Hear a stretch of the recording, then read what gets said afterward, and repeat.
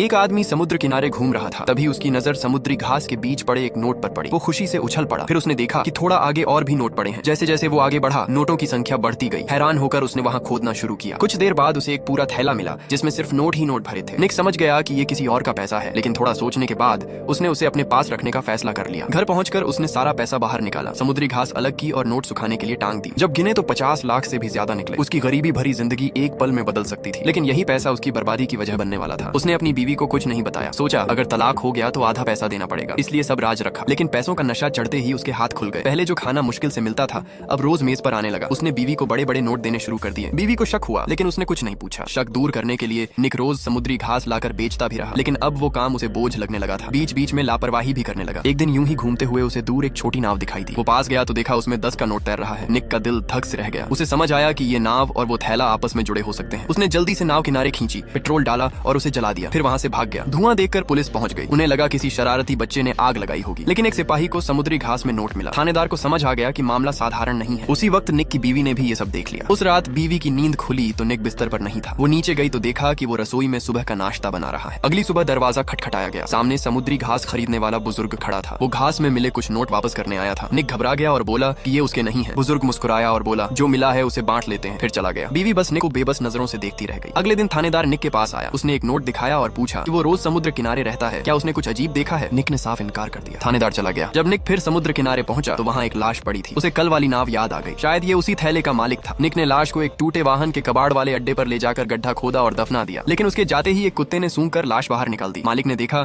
और पुलिस बुला ली। उधर उसी समय एक रहस्यमय आदमी उस बुजुर्ग के घर पहुंचा। उसने नाव और पैसों के बारे में पूछा और बंदूक दिखा दी। बुजुर्ग को कुछ नहीं पता था तो उसने उसे मुक्का मार दिया। जान के डर से और निक के अचानक बदले खर्च देखकर बुजुर्ग ने निक का नाम बता दिया। इधर पुलिस ने लाश के पास समुद्री घास देखकर अंदाजा लगाया कि कातिल कोई मछुआरा होगा और उस इलाके में समुद्री घास सिर्फ निक इकट्ठा करता था। निक को समझ आ गया कि मामला खुल चुका है। उसने बीवी को छोड़कर पैसे लेकर भागने का सोचा, लेकिन तभी वो रहस्यमय आदमी उसके सामने आ गया। असल में वो उसी थैले का असली मालिक था। उसने और उस मरे हुए आदमी ने मिलकर बड़ी डकैती की थी। फिर सारे पैसे खुद रखने के लिए उसने अपने साथी को मार दिया। लेकिन जब वो लाश और पैसा छुपाने वापस आया तब तक समुद्र की लहरें दोनों बहा ले गई थी। वही पैसा निक को मिला था। उसने बंदूक की नोक पर निक से पैसे वापस मांगे। निक ने डर कर दे दिए, लेकिन जब वो आदमी पैसे उठाने झुका तो निक उसकी गरीबी याद करके अचानक उस पर टूट पड़ा। दोनों लड़ रहे थे कि तभी थानेदार आ गया, लेकिन उस आदमी ने जमीन से बंदूक उठाई और थानेदार को गोली मार दी। निक कांप गया और हाथ जोड़ ली। उस आदमी ने निक से हथकड़ी लाने को कहा और उसे गाड़ी से बांध दिया। फिर पूछा दूसरा थैला कहाँ है? निक तब चौंका। उसे पता चला कि एक और थैला भी था। उसे उसके बारे में कुछ नहीं पता था। उसने कहा कि वो ढूंढने में मदद कर सकता है, लेकिन वो आदमी उसे गाड़ी में बंद करके खुद खोजने निकल गया। गाड़ी में बंधे निक ने पूरी ताकत लगाई और हथकड़ी तोड़ दी, लेकिन भागने के बजाय वो किनारे से थोड़ी समुद्री घास उठा लाया। उधर वो आदमी बिखरे नोट समेट रहा था कि तभी किसी के आने की आहट हुई। वो पत्थर के पीछे छिप गया। फिर उसने देखा कि पत्थर के पीछे ही दूसरा थैला रखा है। वो पैसे लेकर भागा, लेकिन ऊपर पहुंचा तो निक जा चुका था।